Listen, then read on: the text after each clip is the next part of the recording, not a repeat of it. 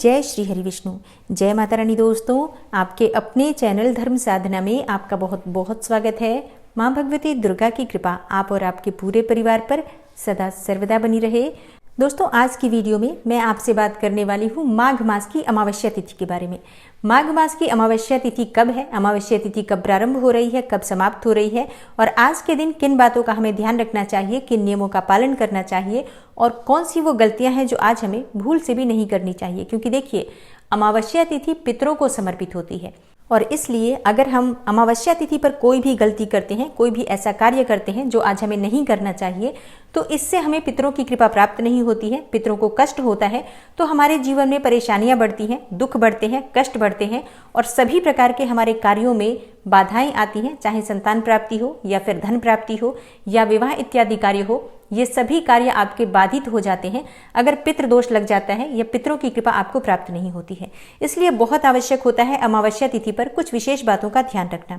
वैसे तो प्रत्येक ही मास में अमावस्या बहुत महत्वपूर्ण होती है, लेकिन माघ मास की अमावस्या को विशेष रूप से बहुत महत्वपूर्ण माना गया है।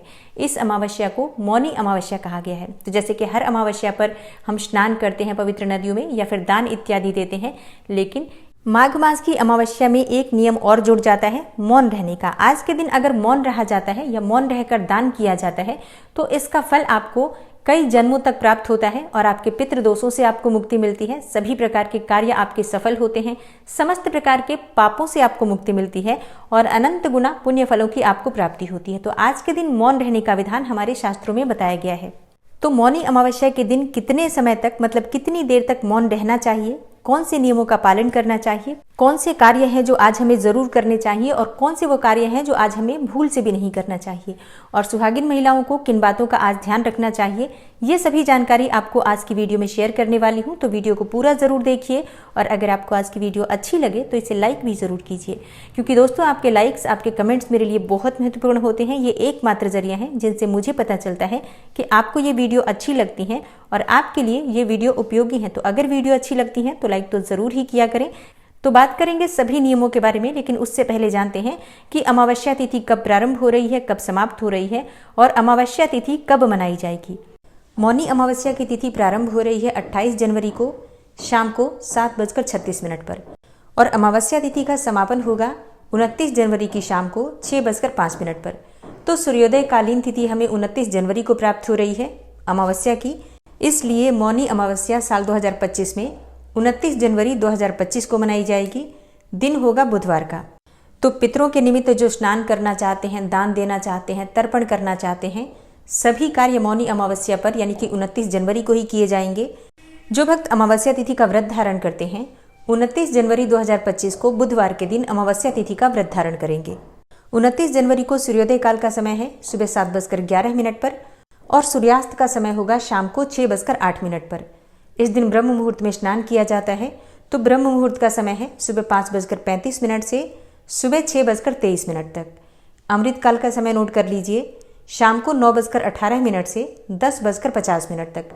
अमृत काल वो समय होता है जिस समय में अगर आप कोई भी कार्य करते हैं, शुभ कार्य करते हैं, तो उसका फल आपको जन्म जन्मांतर तक प्राप्त होता है। तो शाम के समय अमृत काल हमें प्राप्त हो रहा है, मतलब रात्रि में ही है। आप लोग इस समय में कोई भी पूजा पाठ करना चाहते हैं, मंत्र जप करना चाहते हैं, मंत्रों को सिद्ध करना चाहते हैं, तो इस समय में आपको जरूर करना चाहिए। अब बात करते हैं एक ऐसे समय के बारे में जिस समय में आपको कोई भी शुभ कार्य नहीं करना चाहिए, और वो है राहु काल का समय। 29 जनवरी को राहु काल का समय है दोपहर में 12:40 से दोपहर में 2:02 तक। ठीक है, तो इस समय में आपको कोई भी शुभ कार्य प्रारंभ नहीं करना है। अगर आप पहले से कर रहे हैं तो बिल्कुल कर सकते हैं, कोई समस्या नहीं है। और अब बात करते हैं कि हमें आज के दिन क्या करना चाहिए और क्या नहीं करना चाहिए। तो देखिए, अमावस्या तिथि है और शास्त्रों के अनुसार आज के दिन प्रातःकाल जल्दी उठकर पवित्र नदियों में स्नान करना चाहिए।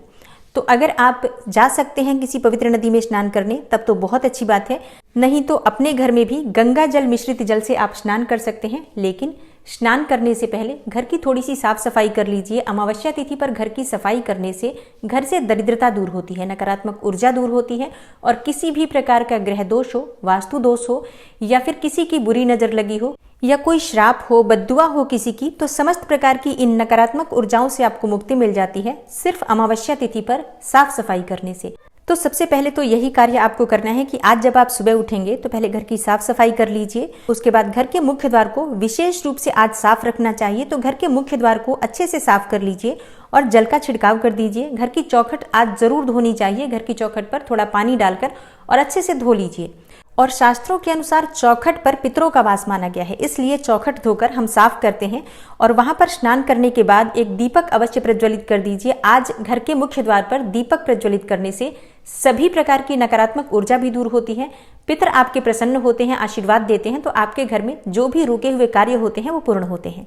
और स्नान करने के बाद भगवान सूर्यदेव को जल अर्पित करें। आज जल में अगर आप थोड़े से काले तिल मिलाकर जल अर्पित करते हैं तो ये बहुत ही श्रेष्ठ होगा। इससे सभी प्रकार के बुरे ग्रह दोषों से आपको मुक्ति मिलती है और किसी भी प्रकार की शनि जनित पीड़ा हो तो इससे भी मुक्ति मिलती है। और भगवान सूर्यदेव को जल अर्पित करने के बाद आप तुलसी में थोड़ा सा कच्चा दूध अवश्य अर्पित कीजिए। इसके बाद आप अपने घर के मंदिर में जो भी नित्य की पूजा है वो कर लीजिए। और हाँ, आज पीपल की पूजा का विशेष महत्व होता है, तो घर के आसपास अगर पीपल का वृक्ष हो तो वहां जाकर आप जल में थोड़े से काले तिल मिलाकर और पीपल की जड़ में अर्पित कीजिए। और इसके बाद धूप दीप प्रज्वलित करके पीपल की पूजा कर लीजिए। और हाँ, आज संध्या काल में पीपल के पास दीपदान अवश्य करना चाहिए। तो एक मिट्टी का दीपक या फिर आप चाहें तो आटे का दीपक बना सकते हैं, उसमें सरसों का तेल डाल दीजिए और एक लंबी बाती डालकर और अपने पितरों का मन में ध्यान करते हुए दीप प्रज्वलित कीजिए। उसके बाद थोड़े से काले तिल उस दीपक में डाल दीजिए और अपनी परेशानियों से मुक्ति के लिए अपने पितरों से और भगवान शनिदेव से प्रार्थना कीजिए। इस प्रकार से अगर आप आज के दिन पीपल की पूजा करते हैं तो समस्त प्रकार के कष्टों से, दुखों से आपको मुक्ति मिल जाती है। अगर आपके घर के आसपास शिव मंदिर हो तो वहां जाकर भगवान भोलेनाथ के ऊपर काले तिल जल में मिलाकर अर्पित कीजिए और विधि विधान से भगवान शिव की पूजा आराधना कीजिए, वहां पर दीपदान कीजिए। तो इससे भी आपके समस्त प्रकार के जो ग्रह दोष हैं उनसे मुक्ति मिल जाती है। तो पूरे विश्वास से ये सभी कार्य कीजिए, निश्चित ही आपको लाभ होगा। मौनी अमावस्या का सबसे जरूरी नियम होता है मौन रहकर स्नान और दान करना।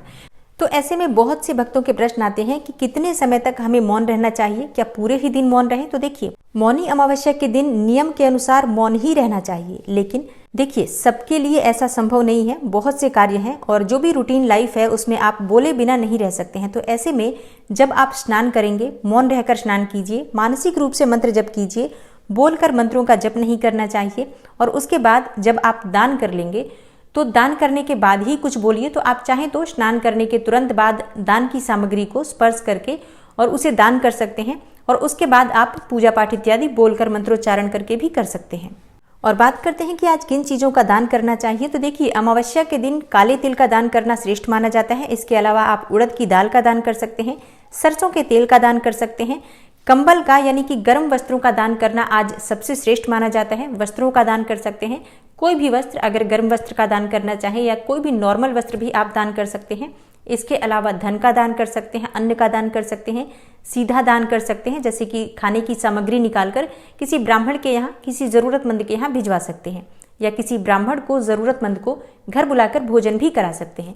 तो ये पूरी तरह से आपके ऊपर निर्भर करता है कि आप कौन सी चीज़ का दान करना चाहते हैं और कितनी संख्या में, कितनी मात्रा में दान करना चाहते हैं। और सुहागिन महिलाओं के लिए अमावस्या तिथि पर एक बहुत ज़रूरी नियम है जिसका पालन आपको करना चाहिए। अमावस्या तिथि, पूर्णिमा तिथि, ये दो ऐसी तिथियां हैं जिस दिन भूल से भी सुहागिन महिलाओं को बाल नहीं धोना चाहिए, क्योंकि धार्मिक मान्यताओं के अनुसार सुहागिन महिलाएं अगर अमावस्या तिथि पर बाल धोती हैं या पूर्णिमा तिथि पर बाल धोती हैं तो इससे पति कष्टों में घिरे रहते हैं, पति की उम्र घटती है और दुर्भाग्य का सामना आपको करना पड़ता है। तो भूल से भी अमावस्या तिथि के दिन बाल मत धोइए, इस बात का ध्यान रखिए। और हाँ, मौनी अमावस्या है तो आज के दिन आपको ध्यान रखना है कि आपके घर में किसी भी प्रकार की तामसिक चीजों का प्रयोग ना हो। जैसे कि अगर आप नियमित तौर पर मांस, मदिरा इत्यादि का सेवन करते हैं तो आज के दिन भूल से भी मत कीजिए। घर में किसी भी प्रकार से लड़ाई झगड़ा ना हो, वाद विवाद ना हो, इस बात का भी ध्यान रखिए। और हाँ, शाम के समय आपके घर के मंदिर में ईशान कोण में शुद्ध घी का एक दीपक अवश्य प्रज्वलित होना चाहिए, क्योंकि अमावस्या तिथि माँ लक्ष्मी को अत्यंत ही प्रिय है। तो आज के दिन अगर आप माँ लक्ष्मी की आराधना करते हैं शुद्ध घी का दीपक जलाकर और माँ लक्ष्मी की पूजा आराधना करते हैं तो हमेशा आपके घर में स्थिर लक्ष्मी का, गरुड़ वाहिनी लक्ष्मी का वास बना रहता है। तो मौनी अमावस्या पर इन सभी बातों का ध्यान रखिए। मौनी अमावस्या से संबंधित और भी अगर आपका कोई प्रश्न हो तो कमेंट बॉक्स में जरूर लिखिए, जल्दी ही आपके प्रश्नों पर वीडियो आपको मिल जाएगी। और आज की वीडियो अच्छी लगी हो तो वीडियो को लाइक कीजिए, शेयर कीजिए। चैनल पर पहली बार आए हैं तो चैनल को सब्सक्राइब करके बेल आइकन को जरूर प्रेस कर लीजिए। मिलती हूँ मैं आपसे अगली वीडियो में, तब तक के लिए नमस्कार।